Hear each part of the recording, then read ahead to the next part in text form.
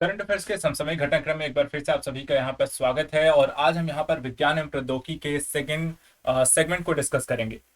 विज्ञान प्रौद्योगिकी को लेकर देखा जाए तो यहाँ पर ज्यादातर जो क्वेश्चन है, जैसे हमने कहते हैं, सिर्फ करंट ओरिएंटेड ही यहाँ पर आपको स्टडी करनी है। ज्यादा बेसिक यहाँ पर देखा जाए तो आपको चीजें, कॉन्सेप्ट जो करंट में चर्चा के विषय हैं उन्हें भी पढ़ना है, फैक्चुअल जो डेटा है वो यहाँ पर आपको देखना है। और आज हम इसी के कुछ नए यहाँ पे संदर्भों को देखेंगे जो पिछले एक वर्ष में यहाँ पे समसामयिक घटनाक्रम के तहत विज्ञान एवं प्रौद्योगिकी में चर्चा का विषय रहे। चलिए यहाँ पर देखते हैं आज का पहला यहाँ पे टॉपिक क्या है। देखिए, आज का पहला यहाँ पे टॉपिक है वर्चुअल प्राइवेट नेटवर्क, जिसे हम कहते हैं वीपीएन। ये चर्चा में क्यों रहा है? क्योंकि अगर हम देखें तो केंद्र सरकार के द्वारा भारतीय जो कंप्यूटर हैं उसमें आपातकालीन प्रक्रिया दल एक गठन किया गया था, जिसे हम सर्टिन के नाम से भी जानते हैं। उनको एक निर्देशानुसार वर्चुअल प्राइवेट नेटवर्क कंपनियों को अपने ग्राहकों से सूचना, जो भी यहाँ पर जुड़े हुए रिकॉर्ड्स हैं, उनको यहाँ पे बनाए रखने का एक निर्देश सरकार के द्वारा दिया गया है। अब ऐसा यहाँ पर देखिए, थोड़ा सा सर्टिन के बारे में देख लेते हैं। ये संस्था कैसी है, क्या काम करती है, किस तरीके से इनका गठन किया गया है। तो सर्टिन देखिए, ये इलेक्ट्रॉनिक्स और सूचना प्रौद्योगिकी मंत्रालय के कार्यात्मक एक संगठन के रूप में ये काम करती है और कंप्यूटर सुरक्षा घटनाओं और से निपटने के लिए एक राष्ट्रीय नोडल एजेंसी के रूप में भी आपको काम करती हुई दिखाई देती है।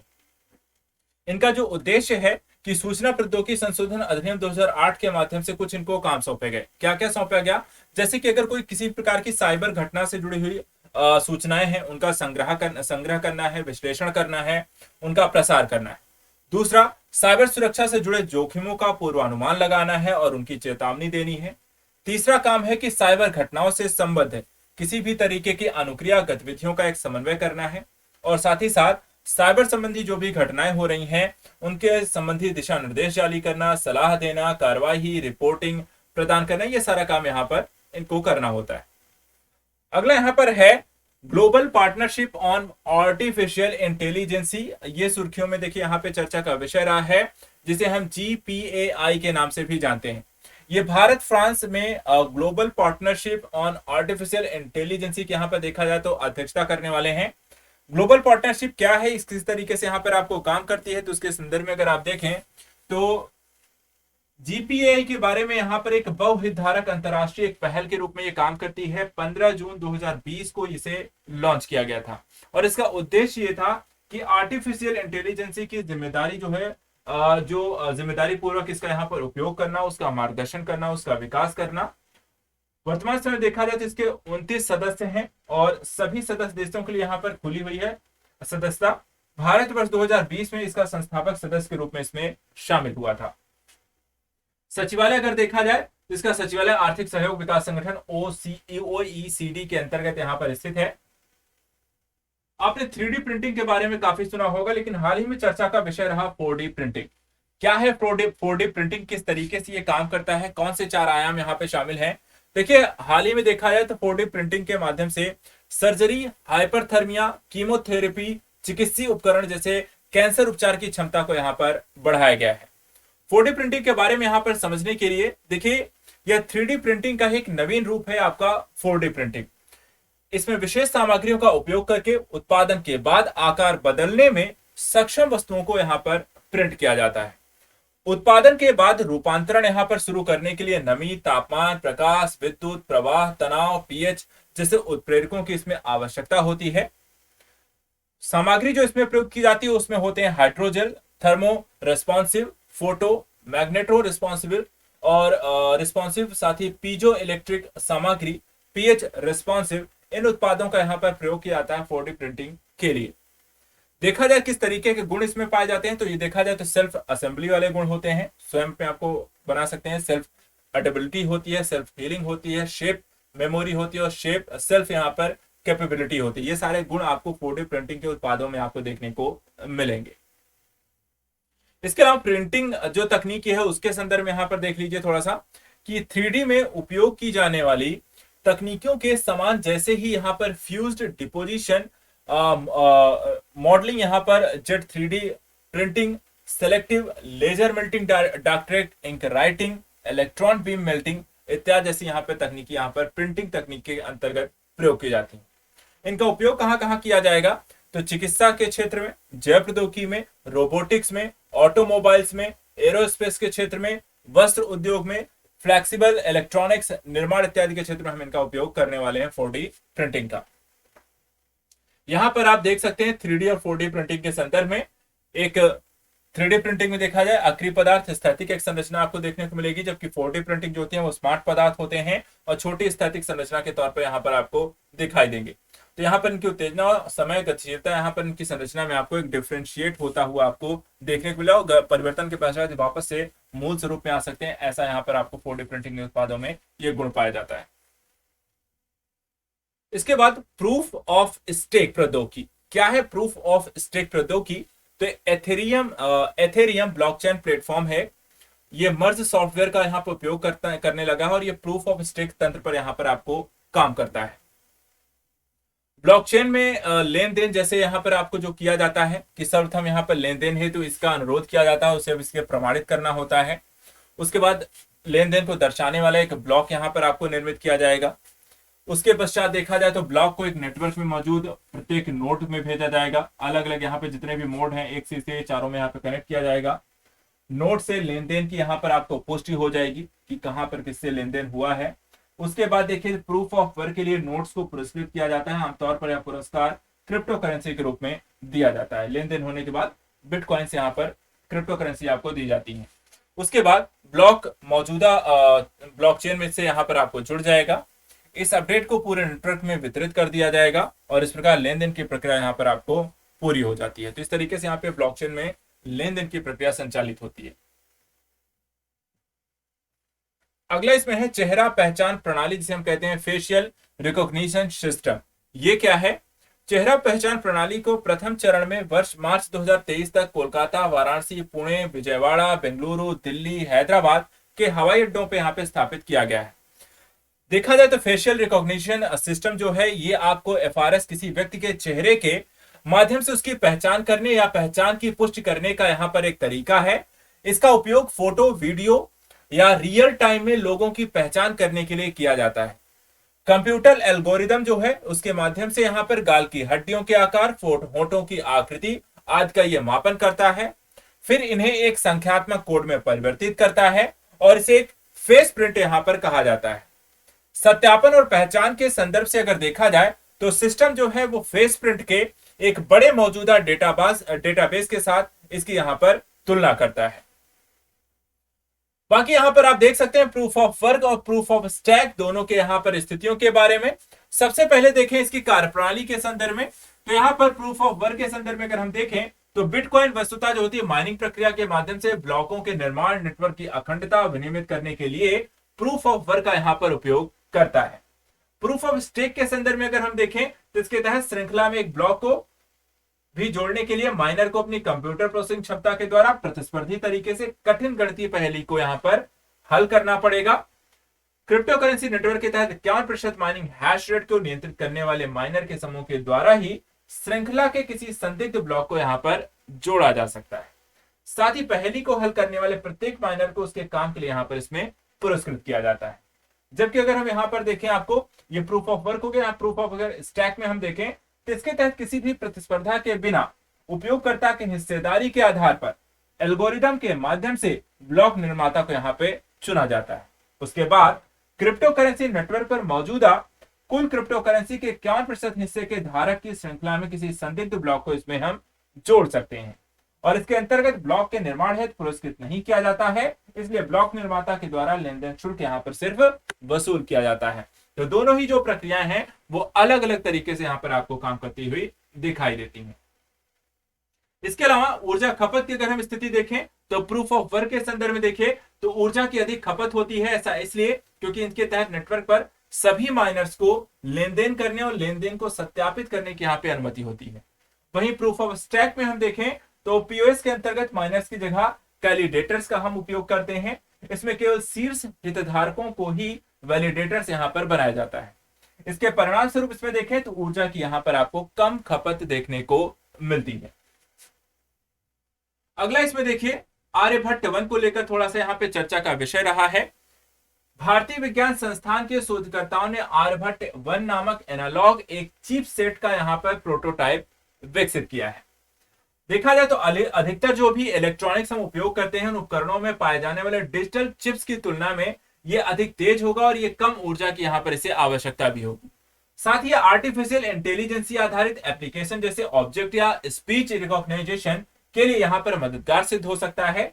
इस पर विभिन्न मशीन लर्निंग संरचनाओं को प्रोग्राम किया जा सकता है और इसे तापमान के अलग अलग स्तरों पर यहाँ पर संचालित भी किया जा सकता है। तो ये है यहाँ पर एक चिप आर्यभट्ट 1। इसके बाद यहाँ पर देखिए क्रिप्टो जैकिंग, एक शब्द यहाँ पर आपको चर्चा का विषय है। क्रिप्टो जैकिंग क्या है?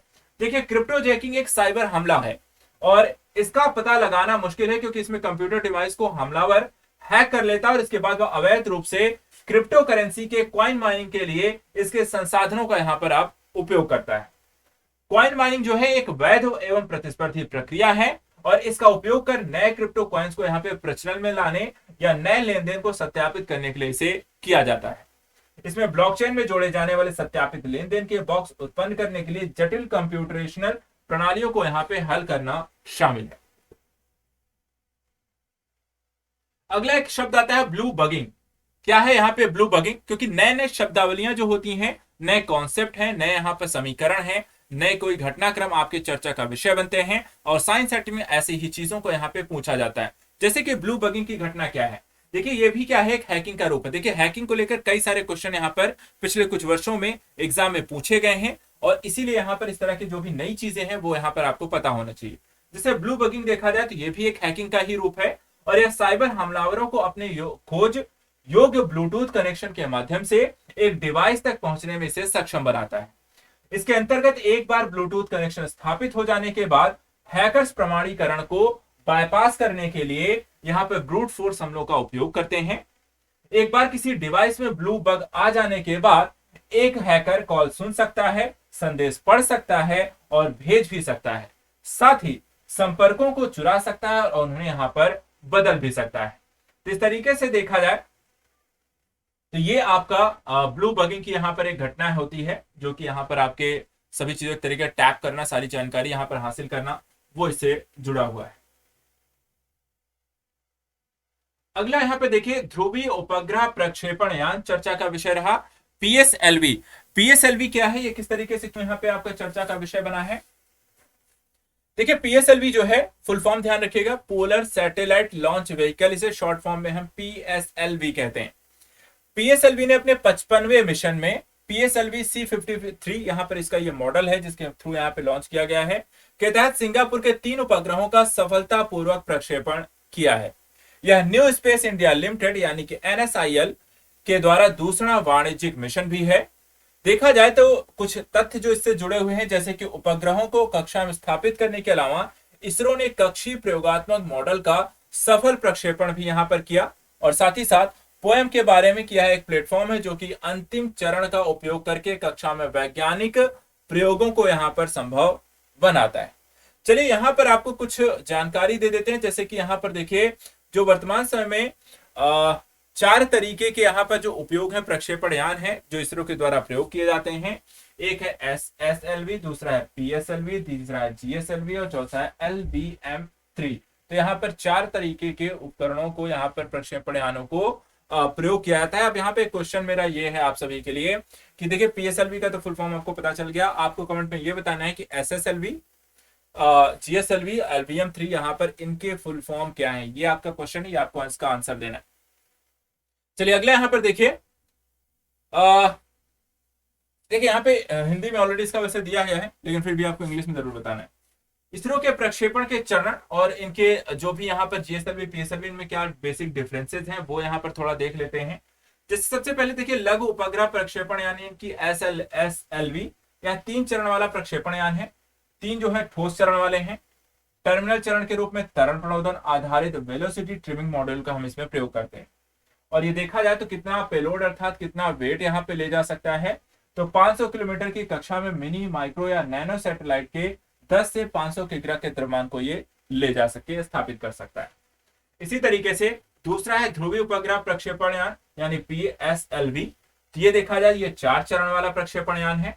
पहला और इसका तीसरा जो चरण है उसमें ठोस आपके ईंधन होता है, जबकि दूसरे और चौथे में देखा जाए तो तरल ईंधन होता है।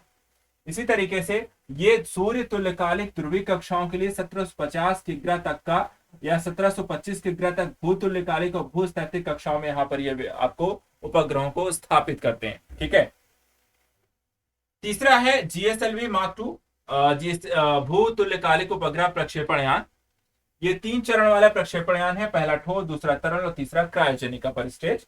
और ये भू तुल्यकालिक कक्षा में 2250 टन और पृथ्वी की निचली कक्षा में 6 टन तक के उपग्रहों को यहाँ पर स्थापित कर सकता है। इसी तरीके से भू तुल्यकालिक उपग्रह प्रक्षेपण यान MK3 LVM3 जिसे हम कहते हैं, ये 3 चरण वाला प्रक्षेपण यान है, पहला तरल, दूसरा ठोस, तीसरा क्रायोजेनिक है।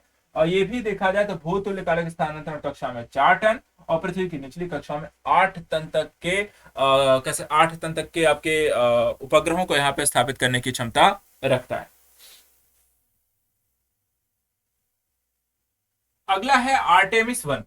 आर्टेमिस 1 देखिए यहाँ पे ये भी चर्चा का विषय बना कि हाल ही में नासा के द्वारा आर्टेमिस 1 मिशन को कैनेडी स्पेस सेंटर से सफलतापूर्वक प्रक्षेपित किया गया है। और इसका लक्ष्य क्या है? लक्ष्य यह है कि इसका मिशन है आगामी दशकों में, ठीक है, वर्षों में नहीं, दशकों में चंद्रमा पर मानव की लंबे समय तक मौजूदगी को संभव बनाने में सहायक करना। आगामी जो मिशन है आर्टेमिस 1 के बाद वर्ष 2024 में आर्टेमिस 2 और 2026 में आर्टेमिस 3 को भी यहां पर प्रक्षेपित करने की नासा की योजना है।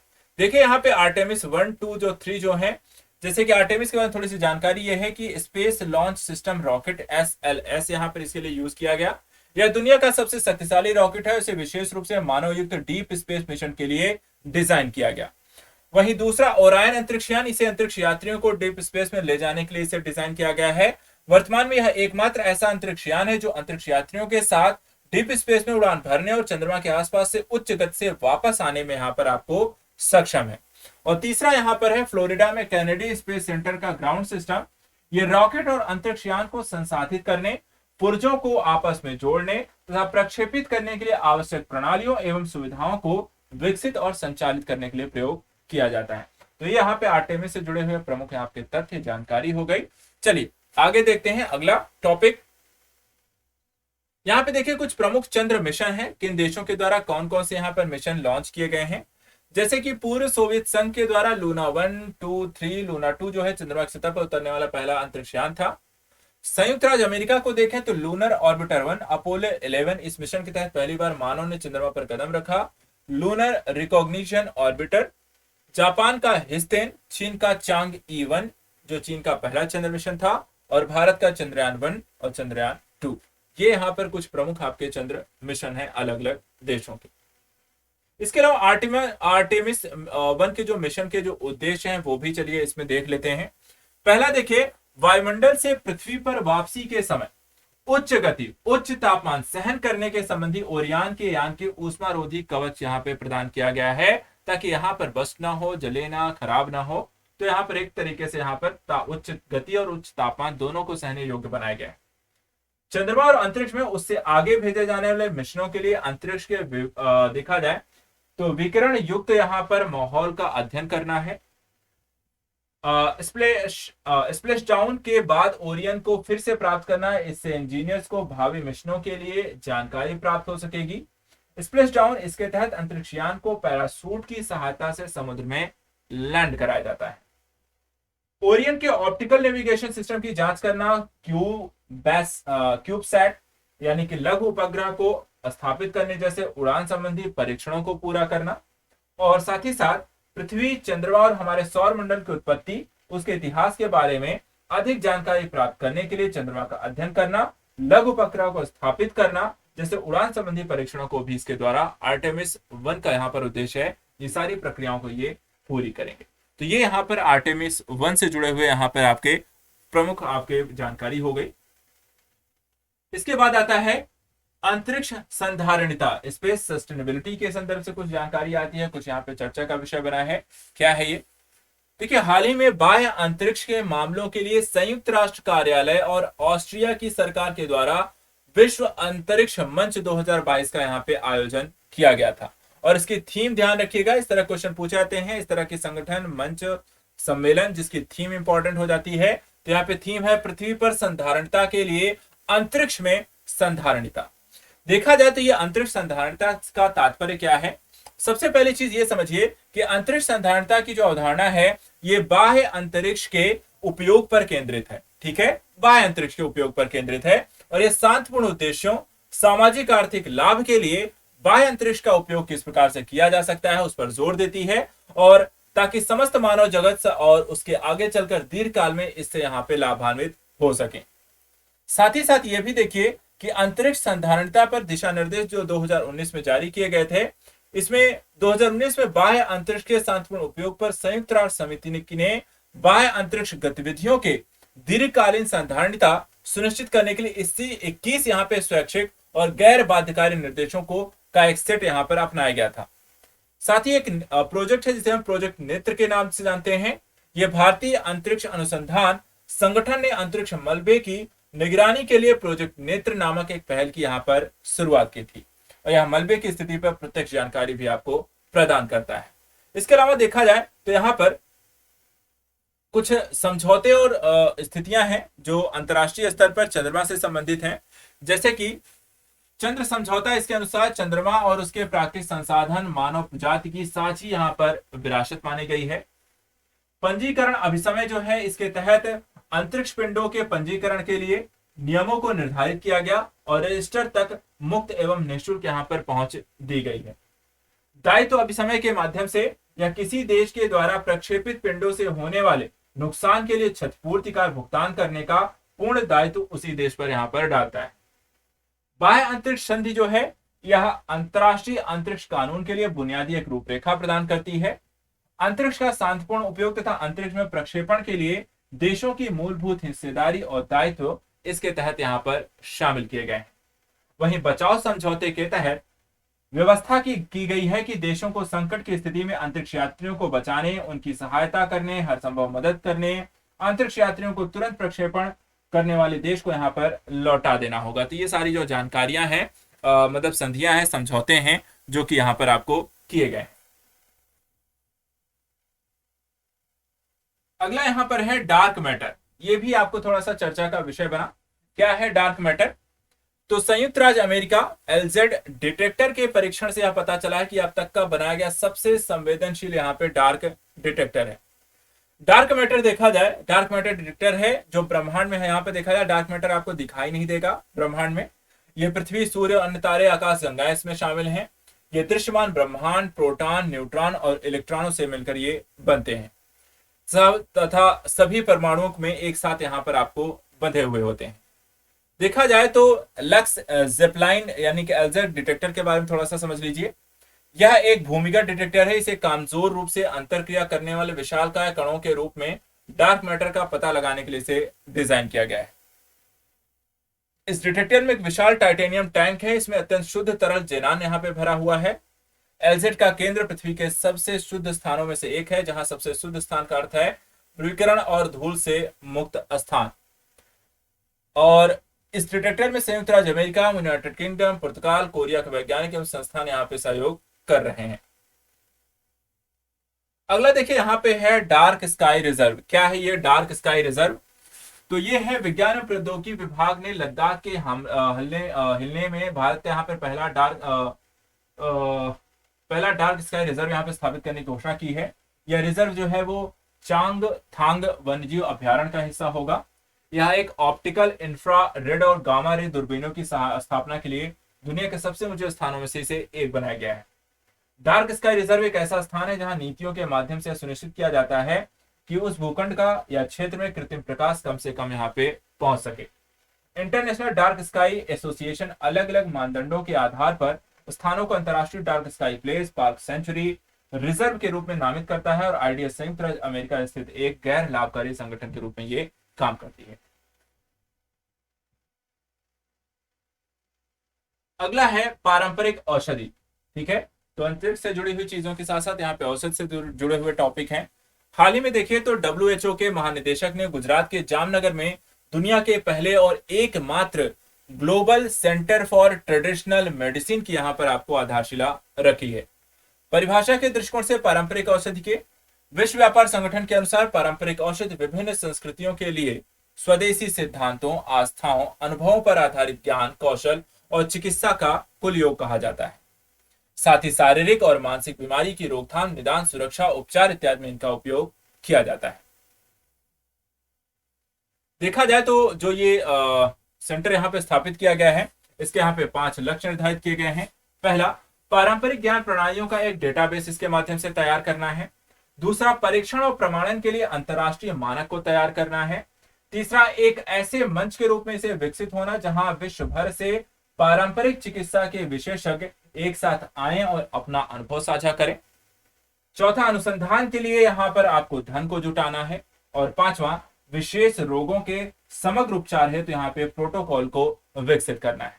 तो ये ध्यान रखिएगा, इस संगठन कहाँ स्थापित किया गया है, क्या यहाँ पे लक्ष्य है, पारंपरिक औषधि क्या होती है। इसके अलावा भारतीय चिकित्सा एवं होम्योपैथी भेषज संहिता आयोग का यहाँ पे भी गठन किया गया है। तो चलिए इसके बारे में भी थोड़ा सा समझ लेते हैं। संगठन, उत्पत्ति, उद्देश्य, कार्य। देखिए, इसकी उत्पत्ति PCIMNH आयुष मंत्रालय के तहत एक अधीनस्थ कार्यालय के रूप में यहाँ पर ये कार्य करता है। इसका सोसाइटी पंजीकरण अधिनियम 1860 के तहत पंजीकृत है। उद्देश्य क्या है? भेषज संहिता और औषधि सूत्रों का विकास करना, भारतीय चिकित्सा और होम्योपैथी प्रणालियों के लिए केंद्रीय औषधि परीक्षण सह अपीलीय प्रयोगशाला के रूप में कार्य करना है। यह रोगों के उपचार के लिए आमतौर पर आवश्यक दवाओं के मानकों में नियमित रूप से यहां पर साथ ही सुधार करता है। इसके साथ साथ अगर हम देखें, PCIMH विश्व स्वास्थ्य संगठन के दक्षिण पूर्व एशिया के सहयोग से एक प्रशिक्षण देखा जाए तो कार्यक्रम है का आयोजन कर रहा है। इसका उद्देश्य यहाँ पे पारंपरिक उत्पादों की गुणवत्ता को बनाए रखना है। भारतीय भेषज संहिता आयोग स्वास्थ्य परिवार कल्याण मंत्रालय के तहत एक स्वायत्त संस्थान है। यह PCIM और H के निकाय से यहाँ पर अलग है। तो ये देखा जाए तो अलग रूप से यहाँ पर आपको काम करती हुई दिखाई देती है।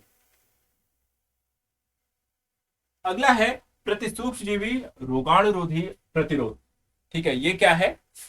तो हाल ही में विश्व स्वास्थ्य संगठन ने global anti microbial resistance and surveillance system की एक रिपोर्ट जारी की है, जिसमें कहा गया है कि जो AMR है, पहले उसके बारे में थोड़ा सा समझ लीजिए। AMR किसी सूक्ष्म जीव जैसे जीवाणु, कवक, विषाणु और कुछ परजीवियों की वह क्षमता है जिसके कारण वो किसी एंटी माइक्रोबियल औषध जैसे antibiotics, anti fungal, anti viral, anti malarial और एंथेलमी एंटिकस को अपने विरुद्ध कार्य करने से प्रतिबंधित कर देता है। भारत के संदर्भ में अगर हम देखें तो AMR की रोकथाम के लिए राष्ट्रीय कार्यक्रम 2012 से 2017 को लॉन्च किया गया।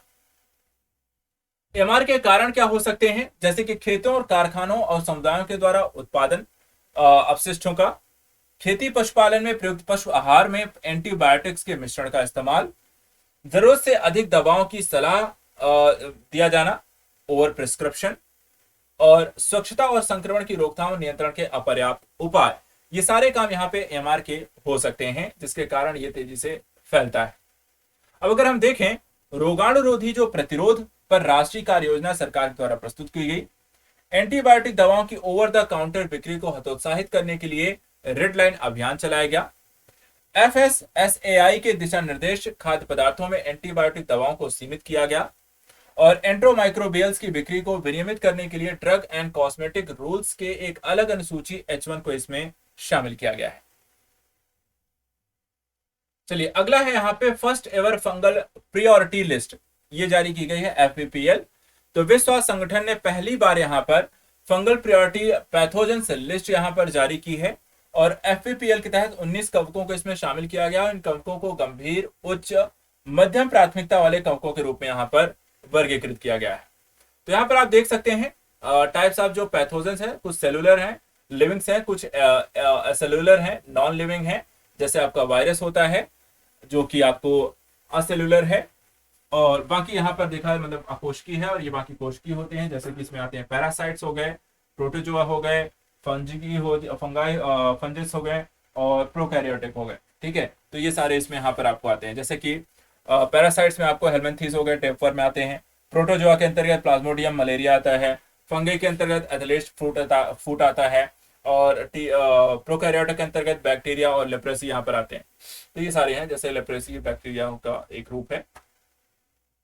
अगला इसमें आता है WHO का FPPL लोक स्वास्थ्य प्राथमिकता। तो यहाँ पर देखिए 3 अलग अलग यहाँ पे प्राथमिकता क्षेत्र हैं। पहला, अनुसंधान एवं विकास और नवाचार, जिसमें साक्ष्य, अंतराल और अपूर्ण आवश्यकताओं के क्षेत्रों पर लक्षित है। दूसरा, निगरानी को महत्व दिया जा रहा है, जिसमें निगरानी क्षमता को बढ़ाना, प्रवृत्तियों की पहचान करना, हस्तक्षेपों का मूल्यांकन करना और अनुसंधान एवं विकास का यहाँ पे मार्गदर्शन करना शामिल है। जबकि तीसरा जो पहलू है यहाँ पे हस्तक्षेप जो है उसके संदर्भ में है कि संक्रमणकारी क्षेत्र रोगाणुरोधी प्रतिरोध के उद्भव को रोकने के व नियंत्रित करने के साक्ष्य आधारित यहाँ पे कार्यवाहियां भी करना है। देखिए कवकीय रोगजनकों की अगर हम सूची को देखें, जैसे गंभीर समूहों में किसे रखा गया है, इसमें रखे गए हैं क्रिप्टोकोकस न्यूमफॉर्मन्स, कैंडिडा ऑरिस, एस्परजिलस फ्यूमिगेटेस और कैंडिडा अल्बिंकन्स। दूसरी तरफ देखा जाए उच्च समूह के अंतर्गत नाका सियोमाइसिस ग्लाब्रेट्रा, कैंडिडा ग्लाब्रेट्रा या हिप्टोप्लाज्मा एसपीपी, म्यूकोरालिस फ्यूसेरियस एसपीपी, कैंडिडा ट्रॉपिकलिस, कैंडिडा फेराप्सिलोसिस, ये आपको उच्च समूह के अंतर्गत रखे गए। दूसरी तरफ मध्यम समूह के अंतर्गत देखें तो Scedosporium SPP, Lomentospora prolificans, Coccidioides SPP, Pichia kudriavzevii, Candida krusei, Cryptococcus gattii, Talaromyces मार्नेफ्री, Numa cysts जोरोवेसी और पैराकोकिडा योडिस एसपीपी, ये सारे यहाँ पर देखे जाए तो आपको मध्यम समूह के अंतर्गत रखे गए हैं। ये टोटल यहाँ पर आपको 3 श्रेणियों में डिवाइडेड हैं, गंभीर, उच्च और आपके मध्यम में। जो कवक के अंतर्गत रोगजनक है उनकी यहाँ पर ये सूची आपको जारी की गई है, जो कि हमने यहाँ पर देख ली है। तो आज के सेशन में विज्ञान प्रौद्योगिकी के अंतर्गत इतना ही। नेक्स्ट वीडियो में कुछ और टॉपिक को लेकर डिस्कस करेंगे, इसको एक बार रिवीजन कर लीजिएगा। आज के इतना ही। Thank you so much and good luck.